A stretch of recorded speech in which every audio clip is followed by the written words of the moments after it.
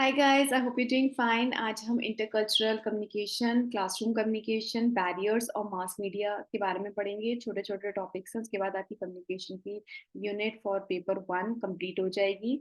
सबसे पहले हम पढ़ेंगे इंटरकल्चरल कम्युनिकेशन। इंटरकल्चरल कम्युनिकेशन में क्या होता है कि हमारा जो वर्ल्ड है वो ग्लोबल विलेज बन गया है। हर जगह से लोग इंडिया में आते हैं, इंडिया के लोग बाहर जाते हैं, ऐसे एक दूसरे की कंट्री में जाते हैं। और अगर नहीं भी जाते हैं तो ऑनलाइन हम इतनी ज्यादा बात कर सकते हैं। तो हमारा जो वर्ल्ड है वो ग्लोबल विलेज बन गया, जो कि हम ग्लोबलाइजेशन में भी बात करते हैं। तो जहाँ पे इतने सारे कल्चर मिलते हैं तो कॉन्फ्लिक्ट्स भी हो सकते हैं और रिलेशनशिप्स भी अच्छे हो सकते हैं। तो क्या हम करें कि हमारा कम्युनिकेशन हमेशा इफेक्टिव हो। सबसे पहला जो पॉइंट है हमारा वो है कल्चरल अवेयरनेस का। हमें हमेशा, चाहे हम क्लासरूम कम्युनिकेशन की बात करें या वर्क प्लेस कम्युनिकेशन की बात करें, हमें दूसरों के नॉर्म्स, ट्रेडिशंस, उनकी कल्चर के बारे में पता होना चाहिए और ये पता होना चाहिए कि क्या चीजें हैं जो उनकी सेंटिमेंट्स को हर्ट कर सकती है। तो हमें कोई भी ऑफेंसिव चीजें नहीं बोलनी है और अपने स्टीरियोटाइप्स को अवॉइड करना है। दूसरी चीज है, जब हम वर्बल और नॉन वर्बल कम्युनिकेशन करते हैं, जब हम वर्ड्स का यूज करते हैं या नॉन वर्बल में जब हम जेस्चर्स का यूज करते हैं। जैसे कि इंडिया ही बात करो, कुछ वर्ड्स ऐसे हैं जो नॉर्थ में सही प्रोनाउंस होते हैं बट साउथ में वो एक एब्यूजिव लैंग्वेज, एक गाली की तरह यूज होते हैं। या ऑपोजिट भी हो सकता है, साउथ में जो वर्ड्स इजी, जो नॉर्मल होते हैं वो हमें गाली की तरह लग सकते हैं। तो इसके लिए आप जैसे आप बात कर रहे हो वर्क प्लेस के लिए, तो इसके लिए ट्रांसलेटर्स होते हैं, क्योंकि इंडिया ही नहीं, आपकी बहुत सारी कंट्रीज है उसके अलग अलग लैंग्वेजेस हैं। तो उसमें भी ट्रांसलेटर्स रखे जाते हैं, इंटरप्रेटर्स रखे जाते हैं, जो कि इस गैप को ब्रिज कर सकते हैं कि लैंग्वेज कैसे समझी जा सके। दूसरी चीज, कभी कभी जेस्चर्स भी इस तरीके से होते हैं कि कोई जेस्चर है जो कि हमारे लिए रूड है बट दूसरे के लिए नॉर्मल है, तो वो भी आपको बहुत, मतलब जब भी आप कम्युनिकेट करें तो बहुत सोच समझ के कम्युनिकेट करें, ठीक है। उसके बाद नेक्स्ट चीज है high context and low context. High context और लो कंटेक्स्ट में क्या होता है कि कुछ कुछ कंट्रीज हैं जो कि नॉन वर्बल कम्युनिकेशन का ज्यादा यूज करती हैं, वो होती हैं हाई कंटेक्स्ट। यहाँ पे जैसे हमारा जापान एंड मिडिल ईस्ट है, ठीक है, नॉन वर्बल कम्युनिकेशन वो यूज करती हैं। कुछ होती हैं जो वर्बल कम्युनिकेशन, एक्सप्लिसिट इंफॉर्मेशन ज्यादा बोलती हैं, उनको हम कहते हैं लो कंटेक्स्ट। तो वो भी आपको फाइंड आउट करना है कि कौन नॉन वर्बल पे ज्यादा रिलाई करता है, कौन वर्बल। आपको उस हिसाब से डील करना है लोगों से। इसलिए कम्युनिकेशन सबसे ज्यादा की है, कहीं किसी भी बिजनेस की और किसी भी ऑर्गेनाइजेशन में कम्युनिकेशन सबसे अच्छे से होना चाहिए। दूसरी चीज है स्टाइल्स। स्टाइल्स हमने बहुत तरीके के अपनी पुरानी वीडियो में पढ़े हैं, मैं लिंक कर दूंगी वीडियो, बट यहाँ पे हम बात कर रहे हैं डायरेक्ट और इनडायरेक्ट कम्युनिकेशन का। डायरेक्ट और इनडायरेक्ट कम्युनिकेशन क्या होता है, कुछ लोग डायरेक्टली अपनी बात को पुट करते हैं, बहुत ज्यादा मतलब स्ट्रेट फॉरवर्ड होते हैं, ब्लैंडली अपनी बातों को बिल्कुल सीधे वे में रखते हैं, डायरेक्ट वे में। कुछ लोग होते हैं जो इनडायरेक्टली अपने मैसेजेस को कन्वे करते हैं, तो वो भी आपको ये चीज देखनी है कि किस तरीके से आपको मैसेजेस को इंटरप्रेट करना है, जो इनडायरेक्ट कम्युनिकेशन यूज करते हैं। नेक्स्ट है कॉन्फ्लिक्ट रेजोल्यूशन। जब भी आप, फॉर एग्जाम्पल, अगर अलग अलग तरीके के लोग आएंगे, उनके अलग अलग थॉट प्रोसेस होगा, हम अपने घर में भी देखते हैं, सबका परसेप्शन अलग होता है। तो आप ये सोचो जो दूसरे कंट्री से, दूसरे कल्चर से है, उसका परसेप्शन कितना डिफरेंट होगा।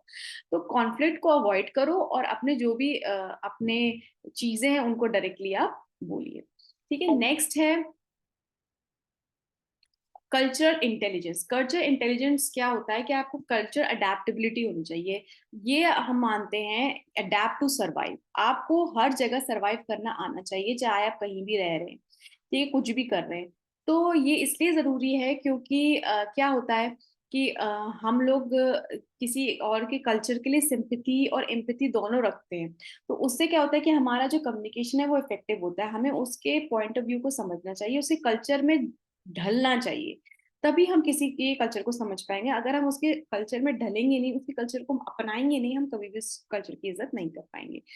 तो दूसरा पॉइंट है वर्चुअल। अब क्या है, आप ये चीज देखोगे कि अब दुनिया में सब कुछ ऑनलाइन होता है, थ्रू ऑनलाइन। जैसे कि अगर एक जगह, फॉर एग्जाम्पल बैंगलोर में एम्प्लॉय बैठा है, तो वो जर्मनी के, यूनाइटेड किंगडम के, यूनाइटेड स्टेट्स के एम्प्लॉय से बात कर सकता है। तो वर्ल्ड में तो ऐसा है कि आप कल्चर को इग्नोर ही नहीं कर सकते हो, ठीक है, तो इस वजह से और ज्यादा इंपॉर्टेंट हो जाता है कि किस तरीके से आपको अपने ऑनलाइन कम्युनिकेशन को मैनेज करना है।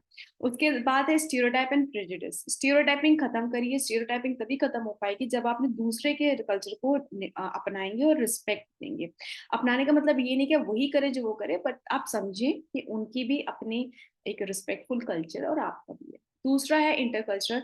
आजकल हम क्या बात कर रहे हैं, आजकल जो रिसर्च का टॉपिक चल रहा है वो डाइवर्सिटी ही नहीं चल रहा, डाइवर्सिटी एंड इंक्लूजन चल रहा है कि आप उनके लिए एक अच्छा एनवायरनमेंट प्रोवाइड करें जो दूसरे कल्चर से लोग होते हैं।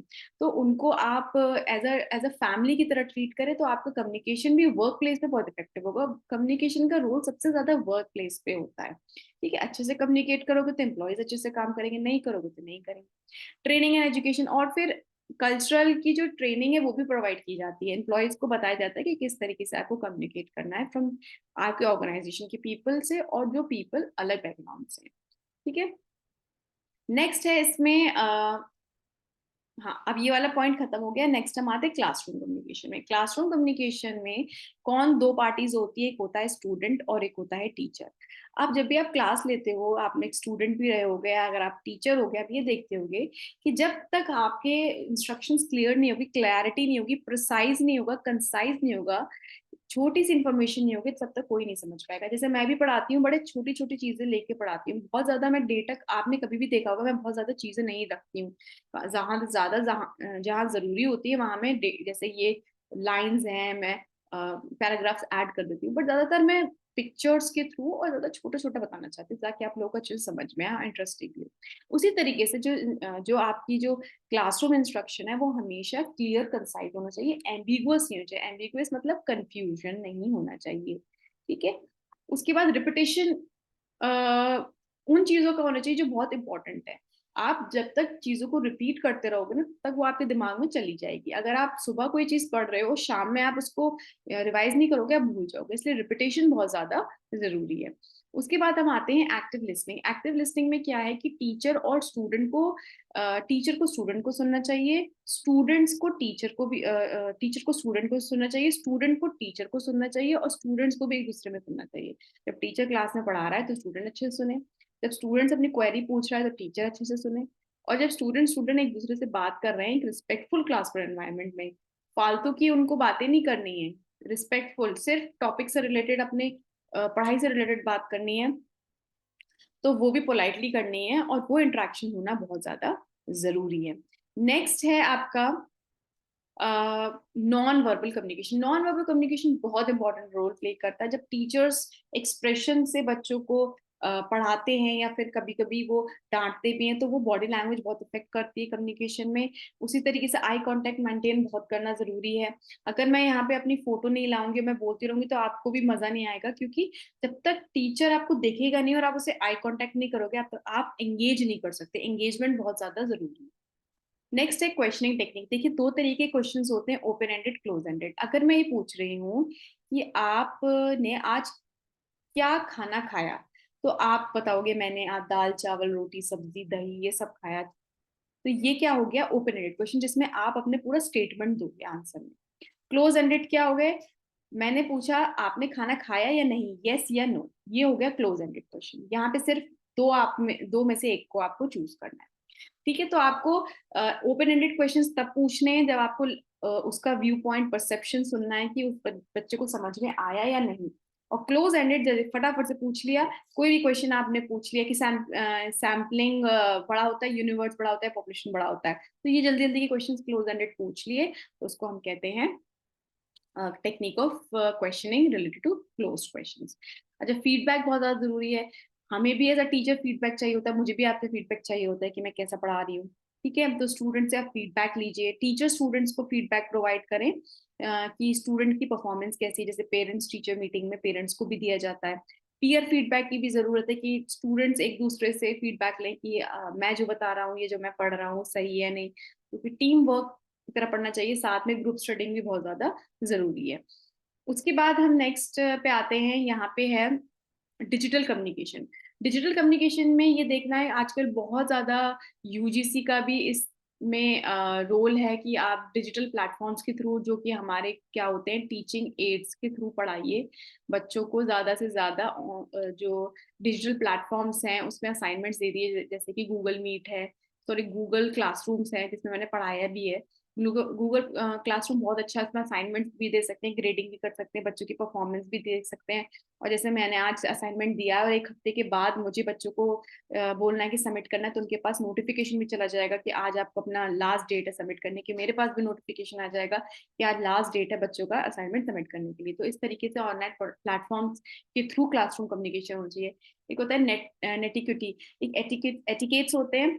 एटिकेट्स क्या होते हैं कि क्या आपके एटिकेट्स हैं, आपकी क्या किस तरीके से बिहेव करते हो, आपका जो रिस्पेक्टफुल रहते हो आप या नहीं, या फिर आप हुदंग मचाते हो। उसी तरीके से जब आप ऑनलाइन कम्युनिकेशन करते हो तो उसमें भी आपको अपने जो डेकोरम है वो मेंटेन करना होता है। जैसे कि आप जूम क्लासरूम ले रहे हो, फॉर एग्जांपल ऑनलाइन क्लासरूम ले रहे हो, आप डिस्टरबेंस कर रहे हो, तो वो गलत चीज है, ठीक है। उसके बाद हम बात करते हैं इंक्लूसिव। इंक्लूसिव कम्युनिकेशन क्या है कि आपको कल्चरल सेंसिटिविटी होनी चाहिए। आपको ये देखना चाहिए कि जितने भी स्टूडेंट्स है क्लास में वो अलग अलग रिलीजन, कास्ट, क्रीड के हैं, तो उनको उस हिसाब से आपको ट्रीट करना चाहिए। कोई भी बाइसनेस नहीं होनी चाहिए, कोई भी भेदभाव, बाइसनेस जो कि भेदभाव नहीं होना चाहिए। इंक्लूसिव लैंग्वेज, बहुत इज्जत से बात करें बच्चों से, बहुत अच्छी लैंग्वेज यूज करें चाहे वो किसी भी बैकग्राउंड के हों, ठीक है। मीडिएशन, मीडिएशन मतलब किसी भी चीज को सुलझाने वाला जो बिचोला होता है। बिचोला इन द सेंस कि दो लोगों की लड़ाई हो रही है और एक सॉल्व करवाने आ रहा है, उसको बिचोला कहते हैं, उसे मीडिएटर कहते हैं। जब भी कोई भी टीचर्स स्टूडेंट्स हो रहा है कॉन्फ्लिक्ट में, तो टीचर को उसको बहुत अच्छे से सॉल्व करना चाहिए, क्रिटिकली सोच के कि किसकी गलती है और किसने क्या, कितनी अपनी लिमिट क्रॉस करी, या किसकी ज्यादा गलती है, उस हिसाब से उसको पनिशमेंट भी देना चाहिए। रिस्टोरेटिव जस्टिस, रिस्टोरेटिव जस्टिस ये है कि आप पनिशमेंट अवॉइड करो, उसको चांस दो, सेकंड चांस दो, उसको समझाओ। तो बच्चे हैं, समझ जाते हैं, ऐसा कोई भी बात नहीं है, ठीक है। नेक्स्ट है पेरेंट टीचर कम्युनिकेशन, बहुत ज्यादा जरूरी है। पेरेंट टीचर्स मीटिंग में अपने स्टूडेंट्स के फादर मदर को बुलाएं, कोई भी पेरेंट हो, कोई भी घर का सदस्य हो, फैमिली मेंबर, उसको बुलाएं ताकि बच्चे के बारे में बता सकें। और बच्चे को भी डर बना रहता है कि हाँ हमारे फैमिली को पता चल जाएगा अगर हम पढ़ नहीं रहे हैं या मार्क्स कम आ रहे हैं। तो रेगुलर अपडेट्स देना बहुत ज़्यादा ज़रूरी है। शेड्यूल मीटिंग्स भी होनी चाहिए। अगर आप फैमिली मेम्बर में से कोई आ नहीं पा रहा है, बिजी है, क्योंकि आजकल मेल फीमेल जो दोनों होते हैं, मदर फादर दोनों वर्किंग होते हैं, टाइम नहीं मिल रहा है, बहुत ज़्यादा बिजी हैं, तो ऑनलाइन भी आप मीटिंग कर सकते हो, क्योंकि अब तो ये सबसे अच्छी चीज़ है ऑनलाइन। उसके बाद टीचर प्रोफेशनल डेवलपमेंट, टीचर्स की जो है उनको भी ट्रेनिंग प्रोवाइड करनी चाहिए, क्योंकि हम लोग भी हैं, हम लोग को भी नई नई चीज़ें जो कि इंट्रोड्यूस होती हैं बाय यूजीसी या बाय कोई भी अथॉरिटी, कुछ भी नया लाती है, कोई भी इवन अगर कोई भी ऑनलाइन टीचिंग का प्लेटफॉर्म आ रहा है उसके बारे में ट्रेनिंग देनी चाहिए, ताकि हम बच्चों को उससे पढ़ाएं।